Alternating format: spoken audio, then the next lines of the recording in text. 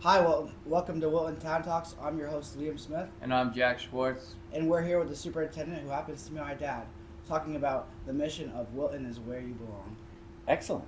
Tell us a little bit about that campaign and what your role is in spreading it. Terrific. Well, I participate in the Wilton Youth Council, and there's a subsidiary here of that group called the Coalition for Youth, and that's a group of, 20 or 30 different organizations. They're all youth-serving organizations in and around Wilton, and over the last couple of years, this group has come together and talked pretty intensely about what we can do as a community to help the people that live here feel more like they belong.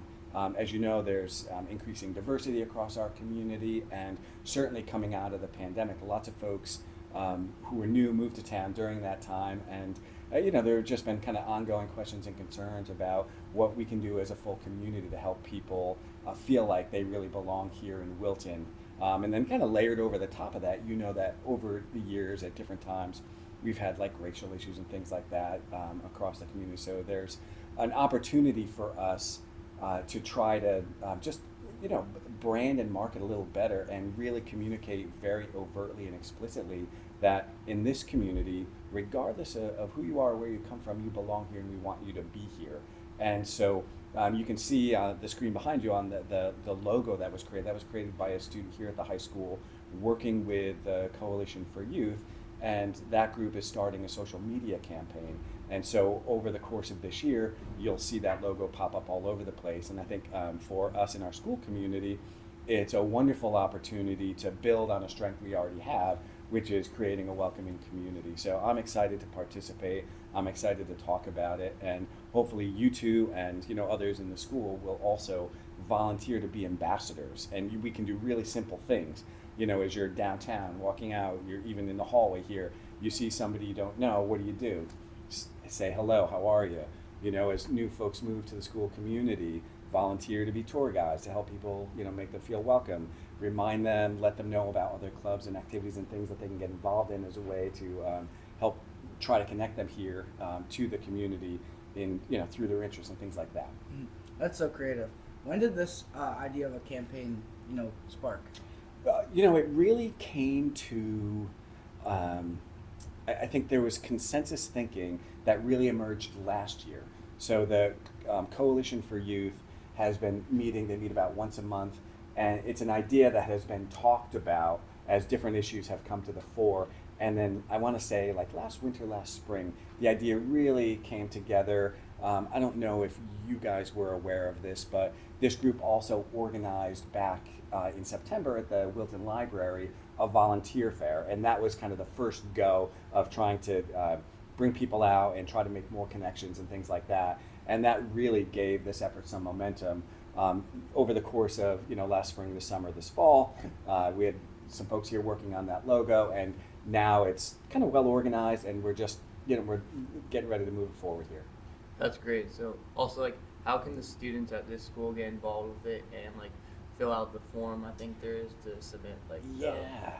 So one of the really cool ideas, and it's on the screen behind you, and anybody can do this. So Jack, I appreciate you asking that. This is a great way for students to get involved. There's a nomination form, and so one of the activities that's part of this whole campaign is Good Morning Wilton has agreed to highlight a community champion. And this is not, there's no major criteria here, for this. We want to recognize people who are, the unsung heroes in the community, people that do good quietly, right? They're out there, they're connecting, they're, just showing up to everything. And so if people like that, they could be students, they could be teachers, they could be other people in the community. It's really simple nomination form, just kind of what their name and why do you think they should be a community champion. So that would be one really easy way. I think another set of opportunities. So many of you participate in such a range of volunteer activities. I think so. Just spreading the awareness and helping to make connections between those events and activities and those groups to this idea, right? Again, it's a really simple premise. We just want to help people feel like they are welcome here and they belong. And so I think anything we can do along those lines is contributing to the effort. That's really interesting. And now this campaign is like great, and the idea is so creative. How do you want to bring this idea more towards like the schools and let the students get involved? Sure. So I think a couple of things. One, we're talking about it today, and through the Wilton Youth Council, hopefully we'll get some more people across the community to come and sit with you and talk about it, talk about themselves, talk about what some of these other community organizations might be doing to support the campaign. So that'll be one way. I think another way is we go back and my understanding is there are groups that get together here in the high school and like club leaders come together. So I think one of the things maybe you guys could help us do is take this information, pass it along to some of the other leaders in the school, and again just ask them, introduce it to them, raise awareness, and then ask them to champion it. And I would love to see some of you guys nominate some community champions that we could highlight in Good Morning Wilton. That's great. I'm looking forward to this new campaign. Now, shifting a little bit, do you have any updates and news about the school for the future coming up? Oh, my goodness, Jack, where to begin? So, I think let's talk about a few things. Number one, I don't know if you guys are aware, but there is a committee in town. It's kind of colloquially referred to as the TSNAP committee. It's the Town School Needs and Facilities Committee. That group has been meeting almost weekly for the last, I would say, 2.5, 3 months. And so this group was charged by the Board of Selectmen to look at all of the town facilities, including the schools, and start to map out, how are we going to update these buildings. And so I'm excited about that work. If you're driving down Route 7, you see the police stations being rebuilt. Mm-hmm. There are plans to, really address the needs at Town Hall. And there are plans here to address the schools. It's going to take some time, but there are a lot of good, committed community members who are looking at that. So, we're excited to move that project forward. So that's a long-term project, very costly, but that's good. More recently, and really germane to the high school here, I had a meeting, I'm going to say probably 4 weeks ago, with a couple of the representatives from the PTSA and couple of the business teachers here. I forget where exactly it came from, but there's a proposal to renovate the business class, and so that could be neat. So the idea was to kind of create a quasi-trading floor, put in a stock ticker, things like that. And so we think we can get some private investment to cover some of those costs. So that's exciting. What else is happening? We have plans to renovate the old shop over here. So that's where the custodial staff gathers and stores their supplies. The Board of Ed just approved the creation of a robotics class. And so we have a plan to renovate that space and create a whole new robotics classroom. And so hopefully that'll take place this summer. So we're looking again for some of our community partners to support that work.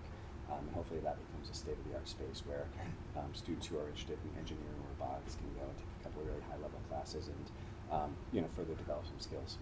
That's awesome. And I think just as a recent, I'll be the one to bring it up because you are my dad and I'm comfortable. So the Yonder pouches are, as of have come in, and a lot of controversy with the students. And I feel like I've obviously been on my phone a lot less in school, and I feel like I've been able to concentrate a little more. The things that have been inconvenient has been like really just the basics, like checking the time, and I feel like that could be a struggle, even at the lunch waste. How do you feel that the Yonder pouch implementation has been going? Yeah, good. And let's just back up a step because I do want to talk about the implementation. But I think the why and the reason for it, is that's one I don't think is controversial at all. Mm-hmm. And so, in my view, and the reading that I've done, for a couple of years now, I think that over dependency on cell phones, there's some research emerging about addiction to social media, and because most social media is delivered through cell phones, those things kind of go hand in hand. I really see this as a public health crisis for young people, for adults too. If you look around and now outside of school, but go to a restaurant and just watch people's behavior, right? And you see a lot of this, And so I really worry about the social connections, the influence, the kind of content that is unfiltered and being sent your way, right? Because there are basically no governors on any of this thing. It's just whatever you want to look up and whatever you want to see, can be seen and viewed. And so that really worries me. So we made the decision, as you know, started to talk about it last May, and then really moved it pretty fast, and then implemented the Yonder pouches.